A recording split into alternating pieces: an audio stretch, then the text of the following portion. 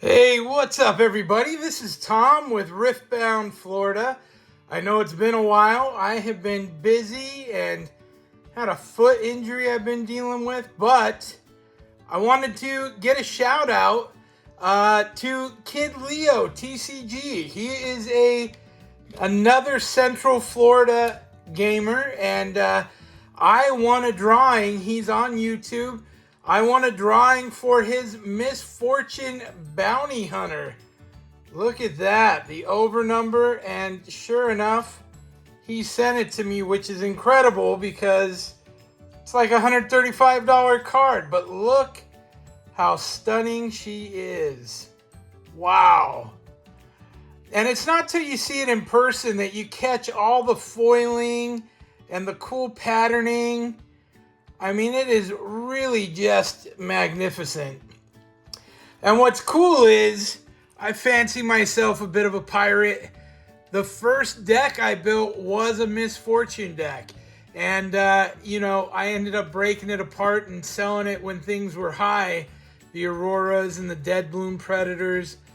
But I think I'm going to have to rebuild the Misfortune deck. It is a lot of fun. So anyway, big shout out, Kid Leo TCG here on YouTube. Thank you. Love the card. It's a keeper, without a doubt. Today, I just thought I would run through a build that I just recently put together. And I hadn't gotten to play it yet, but I had to sell off some pieces of my set deck. And so now I think I'm going to play it. Now I do have my Draven deck, and I did build an Ari deck. But, I don't really like doing the meta thing. I like to use cards I've got, cards that I like or have used so I'm familiar with. And this just happens to be a deck that I struggle with at when I'm playing at Nexus Nights.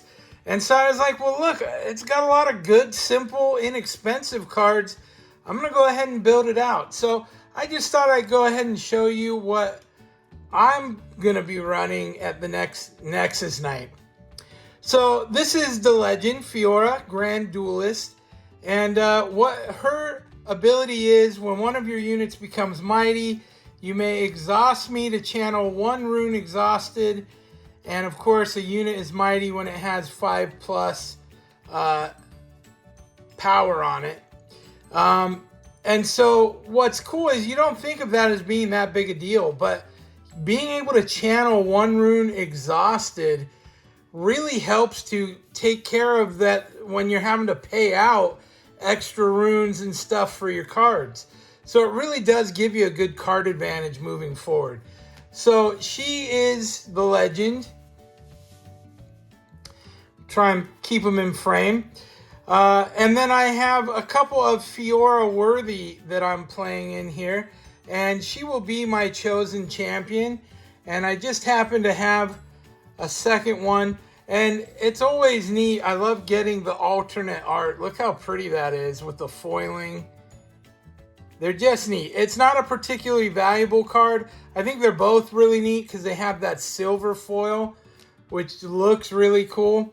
So I'm running two of her. One will be the chosen champion.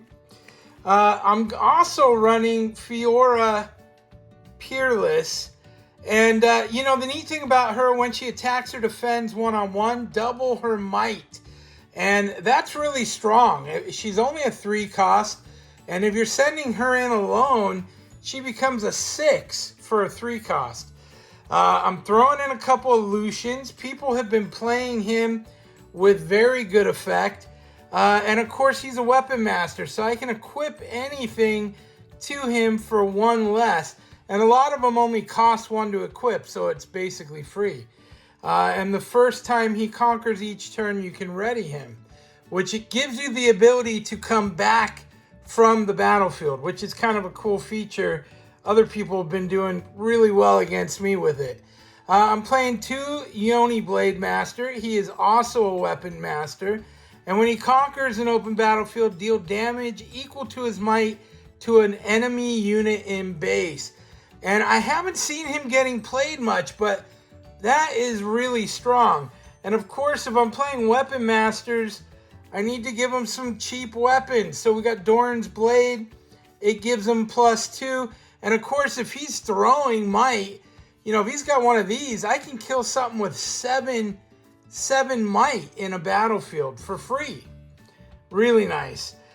Confront, this was just cheap card draw basically, but I also do any units that I play that turn, they enter ready. So it's kind of a card draw with upside. Playing a couple Veteran Poros, just cheap, and he happens to have Weapon Master, so a little added bonus. Playing Pit Rookie, he's just strong, he gives him a buff. And for 2, you get a 2 cost, or a 2 power for 2, and it buffs another creature, which is just, it's nice, it's good. I do have a set Kingpin in here. Just happened to be yellow. He does have a good ability. And, you know, a 5 power for 4 is pretty good. Call to Glory, just another good card, or all-around good card. Arena Bar, another all-around good card. And I know this is a little haphazard. It just was. Sacred Shears has Death Knell. And so you get to draw one when that creature dies. And, of course, what's cool about the gears is if the creature dies, this stays on the base. So I can then equip it to another creature. So it's kind of nice because once you pay your cost, you're in good shape. Now, of course, I went ahead and put in 3 of her actual spell, her signature spell, Riposte. It's reaction, which means I can play it anytime, my turn or theirs. Choose a friendly unit and a spell. Counter that spell and give that unit plus whatever might equal to that spell's energy cost this turn. So if I counter a spell that costs 4, I add 4 might to my friendly unit right then and there. Really strong spell. It's of course her signature, and I had 3, so I'm running 3. It's just really good for a 2 cost. And then one of the best cards in Orange, Challenge. This is where basically I deal damage equal to my might to someone else's and vice versa. And so you of course pick a weaker character on the board, you challenge them and you kill them. Vengeance, a couple kill units, that's a good card. Also playing First Mate. When I play him, I can ready another card. So if I played another unit this turn, I can ready it, move it. That's kind of nice. Unsung Hero. And this is just another Death Knell. It's just a 2 for 2. When it dies, if it was Mighty, draw 2. So definitely you want to pump that one up so that you're able to get the extra 2-card draw out of it. And lastly, BF. We know what that stands for. Big friggin' sword, right? And you equip it, and it certainly is big. +3. What's nice is it's a 4 cost, but I don't have to do any extra power on it to get that. So that's the deck I'm running. And, you know, it's just a lot of... There's nothing expensive here. This is probably a $20 deck. I think it'll be fun to play. I'm excited. I did Veiled Temple, Sunken Temple, and Orn's Forge as my 3 cards. We'll see how that pans out. Again, this isn't any deck list. This is just what I'm playing. I did Primal Strength, something that grows things big. I did Anivia. When I attack, deal 3 to all enemy units here. If I'm playing a Victor, this is nice because I can wipe out a whole base. Unyielding Spirit to keep them from playing something. And it looks like I need 2 more. Or I might have 2 too many in my deck. I'll have to recount because I only have 6 and the sideboard is 8. So anyway, that's my build. Tell me your thoughts. Are you running Fiora? What am I missing? What are you running that I should be running? Again, these are just value cards. I had them. They seemed like they would be reasonably good fits into this deck. And so I thought we'd give them a shot. Tell me what you think is better. And again, a big shout out to Kid Leo TCG for this Misfortune beauty. Love it. And, you know, it's pretty cool. Anyway, I appreciate you guys watching. That's it for me today. Riftbound, Florida. We'll see you next time. Out.